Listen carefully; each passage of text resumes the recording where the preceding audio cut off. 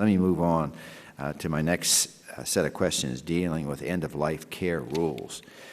During your last appearance before the committee, you testified that the decision to include end-of-life care rules into Medicare regulation was inappropriate and that the American people deserve to see the content of the rules before they are finalized. That's what you said. Do you still agree with that statement? Absolutely. Okay.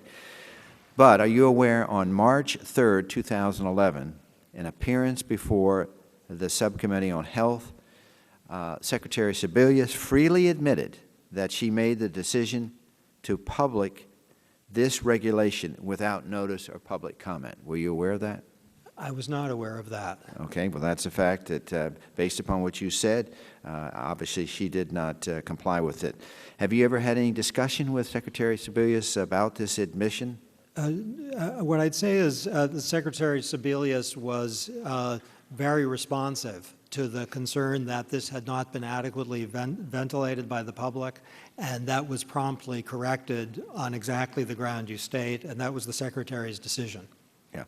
So here we have end-of-life care rules in Medicare, controversial to say the least, and she agreed that she had not even sought public notice. Don't you find that, is the word preposterous? Well, I think what happened was that long before anything like that went into effect, the correction was made, and that's a good thing.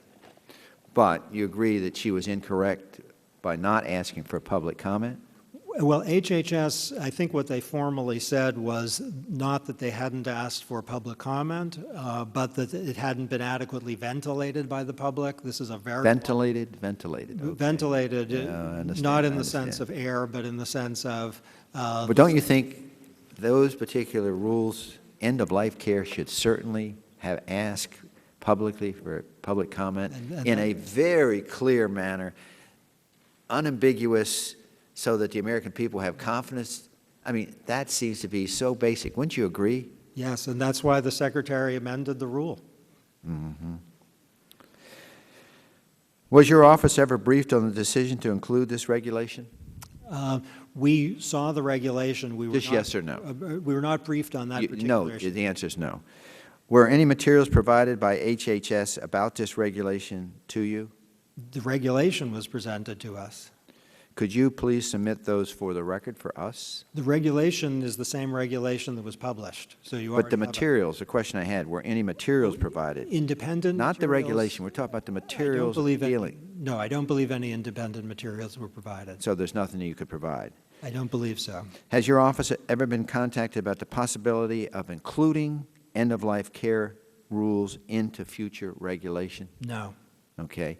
And at this point, do you feel that the analysis for the end-of-life care rules has been sufficient by the administration and the comment period, that it's been adequate? Well, what I understand is that the provision to which you object has been eliminated, and I support the Secretary's decision.